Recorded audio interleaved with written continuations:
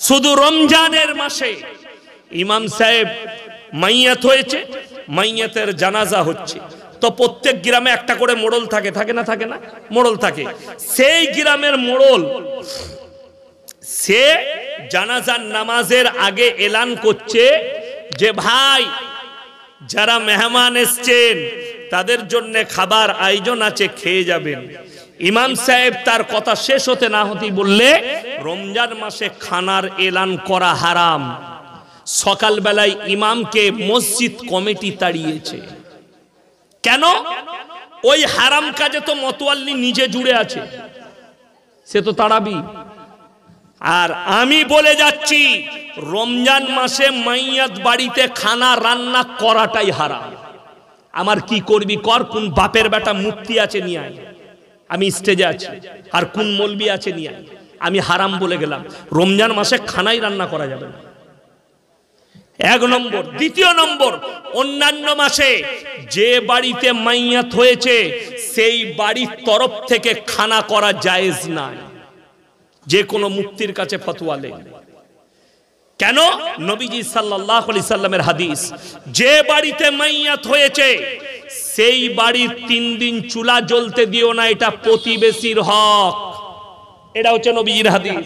তার বাড়িতে তার দুঃখ আছে, 3 দিন তোমরা চুলা জ্বলতে দিও না, তোমাদের হক। তাদের বাড়ির লোককে, কুটুমজনকে তোমরাই খাওয়াবে, পাড়ার লোক খাওয়াবে। আমার এলাকায়, আমার গ্রামে ওই সিস্টেমই আছে, আমাদের সিস্টেম ওই রকম আছে। কিন্তু আমাদের অনেক জায়গায় আছে যার ঘরে লোক মরেছে তারই গরু জবাই করে খাচ্ছে, তাই না? আর মজা করে খাচ্ছে, মনে হচ্ছে যে বাপের বিয়ে চলছে, বিয়ের খানা খাচ্ছে। হ্যাঁ, প্যান্ডেলে বসে। এখন তো নতুন সিস্টেম এসছে, প্যান্ডেল কর, প্যান্ডেল করে খাবি। বড় কষ্টের বিষয় আপনাদিকে বলে দিই, আমি ইসলামটা বুঝাচ্ছি আপনাদিকে খুব সহজে, আপনি বুঝতে পারেন। আপনি ইসলাম যদি বুঝে যেতেন, আমাদের মধ্যে হারাম দ্রব্য একটাও থাকতো না। আল্লাহর কসম করে বলছি, নবীজি সাল্লাল্লাহু আলাইহি সাল্লাম যখন ইসলাম প্রচার করেছেন, যে সাহাবীরা ইসলাম গ্রহণ করেছেন সেই সাহাবীরা একনিষ্ঠভাবে কলমার উপরে দাঁড়িয়ে গেছে, তারা আর পাপের দিকে চোখ দেয়নি। যখন মদকে হারাম করে দিয়েছেন, আমার আল্লাহ স্পর্শ করা হারাম করেছে। রিওয়ায়েতে আছে, হাদিসে, সেই মদের ড্রামগুলো মদিনার গলিতে যেন নহরের মতো বয়ে গেছে। আর জীবনে কলমা পড়া সাহাবীরা মদের উপরে হাত রাখেন। আর সেই মুসলমান, আপনি নিজেকে মুমিন বলছেন, রসুলকে ভালোবাসনেওয়ালা কইছেন, আশিকে রসুল বলছেন, আপনি মদ কি করে খেতে পারেন? আপনি গাঁজা কি করে খেতে পারেন? আপনি অন্যায় কাজ কেমন করে করতে পারেন? আপনার দ্বারা তো অন্যায় হওয়াটা শোভনীয় নয়। চলুন আমার মুসলমান ভাই, এরপরে আমি আপনাদিকে বলবো, হাত তুলে বলুন তো মুমিন কে কে হবেন? হাত তুলেন, সকলে হাত তুলেন, জোরে বলুন ইনশাআল্লাহ। মুমিন হতে গেলে আমার আল্লাহ শর্ত রেখেছেন কোরআনে, 5টা শর্ত। কটা বললাম? 5টা। কোরআন খুলেন, আপনি যদি আমল করতে পারেন, মেনে নিতে পারেন, আপনার মধ্যে যদি এই 5টা শর্ত চলে আসে, আপনি মুমিন হবেন। শুনেলেন শর্তগুলো? আমার আল্লাহ রাব্বুল আলামিন কোরআনে বললেন, কাদ আফলাহাল মুমিনুন, হে আমার নবী, প্রকৃত মুমিন কারা? তাদের 1 নম্বর চরিত্র হবে আল্লাযীনা হুম ফি সলাতিহিম খাশিউন, তারা যখন নামাজ পড়বে খুশু খুজুর সঙ্গে নামাজ আদায় করবে, ধীর স্থিরতার সঙ্গে নামাজ আদায় করবে। এই দেখবেন, গত কালকে না পরশু শবে বরাত আছে, তাই না? রবিবার, কালকে রবিবার, কালকে শবে বরাত। তো অনেক মেয়ে ফোন করছে, হুজুর শবে বরাতের রাতের কি নিয়ত করব? হুজুর শবে বরাতের রাতের নামাজ কি? আমি জানি না। বলে কোথায় পাবো? আমি যে পড়ে তাকে জিজ্ঞেস কর। বলে হুজুর আপনি পড়েন? আমি না, আমি তাহাজ্জুদ পড়ি, আমি শবে বরাতের নামাজ জানি না। যদি বলেন হুজুর আপনি নামাজ পড়েন, আপনাকে বলে দিই, কেউ যদি শবে বরাতের রোজা না রাখে গুনাহ আছে? কথা বলে না? দেখেন হুজুররা বলবে কোনো গুনাহ নাই, কেউ যদি রাখতে না পারে। কেউ রাখলে নেকি আছে। আমাদের দেশে রোজা কারা রাখে জানেন? জীবনে যারা নামাজ পড়ে না তারা রোজা রাখে, আসল রোজা রাখে না। শবে বরাতের রোজা নিয়ে মারামারি করবে। এই কালকে আমি মোবাইলে আস্তে আস্তে দেখছিলাম, কোথাকার হুজুর জানি না, তিনি বলছেন হালুয়া রুটি করবে, হালুয়া রুটি খাবে। কে বলেছে? আমরা বলেছি হালুয়া রুটি খাওয়া হারাম? কে বললে? আমি বললাম হালুয়া রুটি খাওয়া ভালো, আমিও তো খাই। আমি চালের পিঠে খাই না, গমের আটা খাই, হালুয়াও খাই। কিন্তু কেউ যদি বলে শবে বরাতের দিনেই করতে হবে, এর থেকে বড় বেদাত আর কিছু না। শবে বরাতের দিনে হালুয়া রুটি করতেই হবে, এর থেকে বড় বেদাত আর কিছু নাই। আমি বলে গেলাম, যদি বলেন মন গেইছে করে খাচ্ছি, আলহামদুলিল্লাহ, করে রোজ খান না, কে মানা করেছে? আপনার কালকে মনে হয়েছে যে কালকে শবে বরাতের দিনের সুযোগ আছে, বাড়িতে আছি, কই গো আজকে একটু পিঠে করো না, খাই। আজকে একটু পোলাও করো না, খাই। খান, কে নিষেধ করেছে? কালকে খান, আজকে খান, পরশু খান, তরশু খান, রোজ খান, কোনো অসুবিধা নাই। আমি তো বাড়িতে থাকতেই পাই না, আমি রমজান মাসে বাড়িতে সময় কাটাই। আমি রমজান মাসে যেদিনে ইচ্ছা যায় সেদিনে বিরিয়ানি রান্না করে খাই নিজের হাতে, আমি নিজে রান্না করে খাই বাড়িতে, কোনো অসুবিধা নাই, সবাই মিলে খাই। তো অসুবিধা কি আছে? খাবার জিনিস কখনো হারাম হয়? কিন্তু দিনক্ষণ করে এইটাই বেদাত। শবে বরাতের নামাজ যদি কেউ এই মুহূর্তে এসে খালি হাদিস থেকে বার করে আমাকে দেখিয়ে দেবে, হাদিস কুরআন থেকে শবে বরাতের আলাদা কোনো স্পেশাল নামাজ আছে, আমি এক্ষুনি জুতোর মালা পরে বাড়ি যাব এইখান থেকে, ললিতপুর থেকে।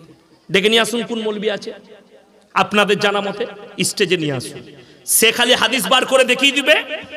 আর যদি বলে, এ দেখেন মানুষের গুমরাহিটা বলে দিই, আপনি বলবেন কোথায় নিষেধ আছে, এটা আপনার প্রশ্ন। করতে নাই কোথায় আছে? নামাজ পড়া যাবে না, আমি তো পড়া যাবে না, নামাজ পড়লে তো নেকি, আপনি রোজ পড়ুন, ভালো জিনিস, কেন পড়বেন না? নফল নামাজ পড়লে নেকি আছে না নাই? কথা বলেন, নেকি আছে, রোজ পড়ুন। কিন্তু আপনি যদি বলেন শবে বরাতের নামাজ পড়তেই হবে, তখন আমি বলবো শবে বরাতের স্পেশাল নামাজ নাই। রোজা আপনি রাখতে পারেন, নফল রোজা রাখলে নেকি, রাখলে গুনাহ নাই, চলুন। আপনি যদি বলেন হাদিস দেখান, চলবে না। আপনাকে বলে দিই, আমি উত্তর দিচ্ছি, আজকে এশার নামাজ, ফরজ নামাজ ক রাকাত পড়েছে? 4 রাকাত। আমি ইয়াসিন যদি বলি যে কাল থেকে 6 রাকাত পড়বে, কি চাইবেন আমার কাছে? কথা বলে না, দলিল চাইবেন যে আপনি হাদিস থেকে দলিল দেন 6 রাকাত কেন পড়ব। আমি যদি বলি পড়া চলবে না, ওই দলিলটা দে, তো এই মৌলবি খুঁজে পাবে? এই যে জায়গায় জলসা করছি, আমি যদি বলি জায়গাটা আমার বাপের, কি চাইবে? দলিল। আর আমি যদি বলি আমার বাপের লয়, ওই দলিলটা লিয়াই, তো আমাকে পাগলখানায় পাঠাবেন না? পাঠাবেন না? পাঠাবে। বড় কষ্ট লাগে, এই জায়গার দলিল আমাকে দিতে হবে, আর তুমি শবে বরাতের বলছো নামাজ আছে, তো দলিলটা তো তুই দিবি, আমি কেন দেবো না? এটা তুই বলছিস জায়গা আমার, তো জায়গা তো দলিল তোকে দেখাতে হবে। কথাটা বুঝতে পেরেছেন না পারেননি? তুমি যখন বলছো যে নামাজ পড়তেই হবে আর হালুয়া রুটি করতেই হবে, তাহলে তো দলিলটা তুই দিবি আগে। বলছে নাই, বলছে হালুয়া রুটি খাওয়া খারাপ, কে বলেছে খারাপ? কিন্তু তুমি বলছো করতে হবে। দেখবেন মুর্শিদাবাদের খবর জানি না, হাওড়া, হুগলি, মেদিনীপুর, 2-24 পরগনা, এই শবে বরাতের কালকের রাতে সারা রাত জাগে। কোন মাল কটা? গুটকা খোর কটা বাইক নিয়ে ঘুরছে, ইয়ং ছেলেগুলো, আর সারা রাত গুটকা খাচ্ছে, আর একবার করে এসে উজু করে মসজিদ, আলহামদুলিল্লাহ বলে কত রাকাত পড়লি? বলে 50 রাকাত, 175 রাকাত। তোর নামাজটাই হয় না, ও 175 রাকাত নামাজ। এই নামাজ কখনো কবুল হয়? আমি নামাজ আপনাদেরকে বুঝাবার জন্য আয়াতটা পড়েছি, আল্লাযীনা হুম ফি সালাতিহিম খাশিউন। যে নামাজটা পড়বেন, নামাজের মধ্যে জান থাকতে হবে, খুশু খুজুর সঙ্গে নামাজ আদায় করতে হবে। আমার নবী, বিশ্ব নবী বললেন, ফাইন্নাহু ইয়ারাক। ভাইয়েরা মায়েরা শুনে যান, 2 রাকাত নামাজ পড়বেন, কিন্তু নামাজটার মধ্যে জান থাকতে হবে, খুশু খুজু এবং ধীর স্থিরতা থাকতে হবে তোমার নামাজের মধ্যে। নবীজি বললেন, ফাইন্নাহু ইয়ারাক। তোমরা যখন নামাজে দাঁড়াবে, মনে মনে ভাববে আমি আল্লাহকে দেখতে পাই বা না পাই, আমার আল্লাহ আমাকে অবশ্যই দেখছেন।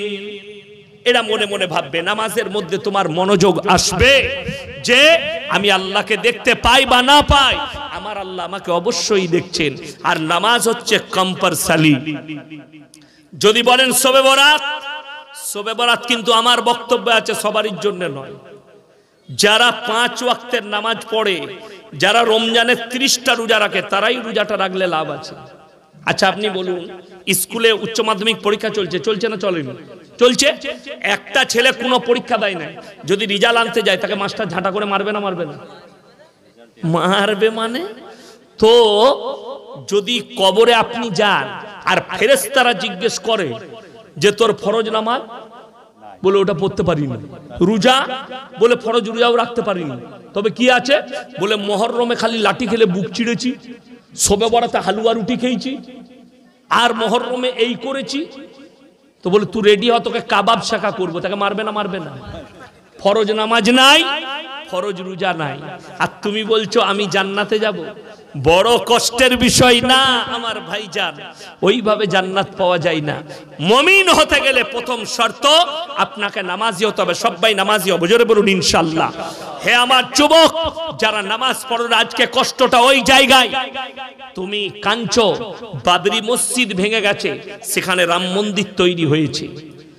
তুমি কাঁদছো বাবরি মসজিদের জন্য, আর তোমার মসজিদ কাঁদছে তোমার জন্য। তুমি নিজের গ্রামের মসজিদে তুমি নামাজ পড়ো না। কথাটা ঠিক কি না? কথা বলে। তুমি কাঁদছো বাবরির জন্য, আর তোমার মসজিদ কাঁদছে তোমার জন্য। আজকে আপনারা দেখতে পাবেন, মুসলমান যদি প্রকৃত নামাজি হতো তাহলে কাটরা মসজিদ তালা পড়ে থাকতো না। মুসলমান যদি প্রকৃত আল্লাহকে ভালোবাসতো, রসুলকে ভালোবাসতো, আজকে আদিনা মসজিদে এসে তার হিম্মত হতো না যে সেখানে পুজো করি। করেছে কেন? আপনার আমার কারণ। আপনি তো নিজের মসজিদ আবাদ করেন না।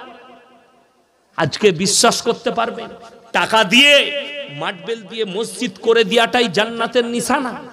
আপনি খালি মসজিদের চাঁদা দিয়ে দিলেন, এটাই আপনার প্রেরণার নিশানা? না, এটা প্রেরণার নিশানা নয়।